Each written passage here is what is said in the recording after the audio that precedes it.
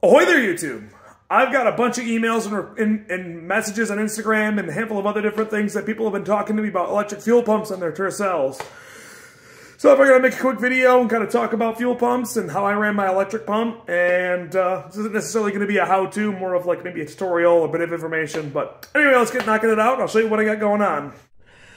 So, when I first converted this car to a Weber carburetor, I had some issues during the dead cold of winter and during the heat of summer where the thing didn't really want to start, or it would heat soak really bad.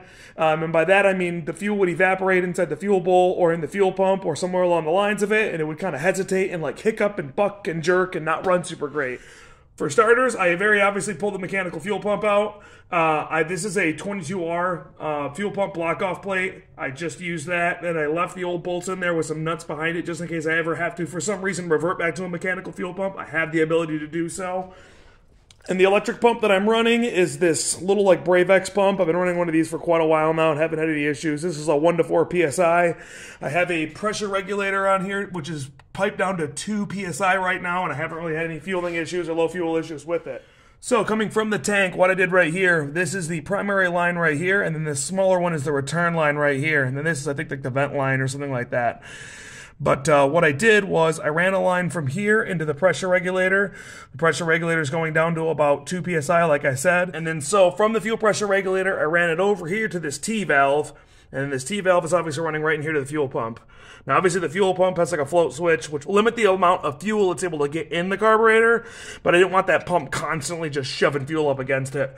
So what I did was I ran this T-valve in here, straight across, and then this bottom one is going to be the return line. But instead of leaving it wide open to where fuel can, probably bleed out and not quite get enough up here, I filled this lower section up with JB Weld, and I drilled a 1/16 hole in the bottom of it just to make it a little teeny bit of a hole. This way I can control the fuel going down into the return line. That way I don't have it just immediately trying to split both ways as it's going through.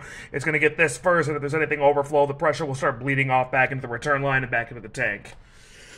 Yeah, that's how the fuel system is set up under the hood over here. You probably didn't need to do this heat stuff, but I ran this on here before. I ran the electric fuel pump, and it's kind of just still plumbed in there, so I left it.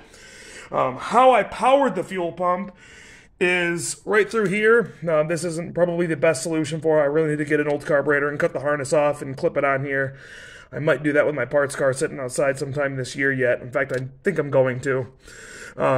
I've heard of people run these into the distributor right here to splice into there. That way it's only got 12 volts when the distributor has power. There's multiple different ways you can do it. You can run on a toggle switch too. I chose this. This is a keyed hot, so it's only going to get power when the car has actually got the key on. Obviously, there's a risk of an accident, a fire there with that. So take with that what you will with a grain of salt and stuff like that. So that's how I powered it in here. I am going to kind of go through this and fix it up a little bit later on this year. I got a fusible link in here with like a 10 amp fuse or something like that in place. Anyway, that's how I got it over here. So I have this wire running through the car. The ground is actually hooked up right there for the fuel pump. That wire is running underneath the car and all the way to the very back of the tank. And I will show you where that's at right now. All right, crawling under the car, over on the passenger side. Ignore that rust hole. We're saving that for weight.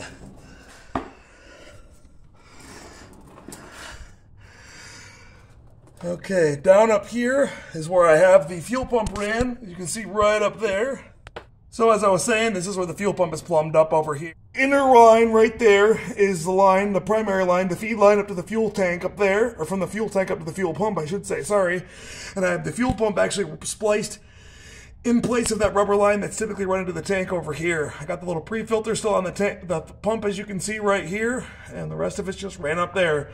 And this is like trailer wiring, so it's quote unquote super durable and super reliable and stuff like that. So that's just kind of how it's laid out underneath the car. And the reason I went with the pump actually underneath the tank like that is because underneath the hood, sitting there idling in traffic, hot summer day, stuff like that, the fuel pump would get kind of hot and it would cause it to kind of almost like hesitate and buck a little bit.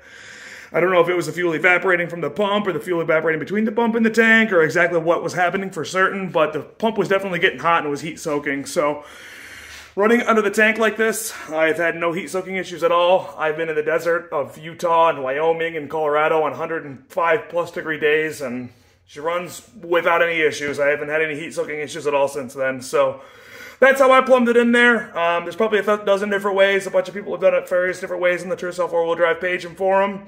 Like I said, a lot of people run it to the distributor. I like it just being on a 12-volt keyed hot because then I can turn it, let the pump prime, especially if the car's been sitting for 2, 3, 4 weeks, which Spud has had happen from time to time, mostly due to the fact that I drive a million other cars. So I like it there. I can let it prime up, pump the pedal a couple times, should get enough down the throat, fire it up, and she runs and idles away. So if you got any questions, leave a note down in the word spot, shoot me an email, DM me on Instagram, whatever you got, and I can happily answer what you need. Hope this is helpful for you guys in some way, shape, or form. If there's anything else you need, let me know. I'll catch you guys later. Adios.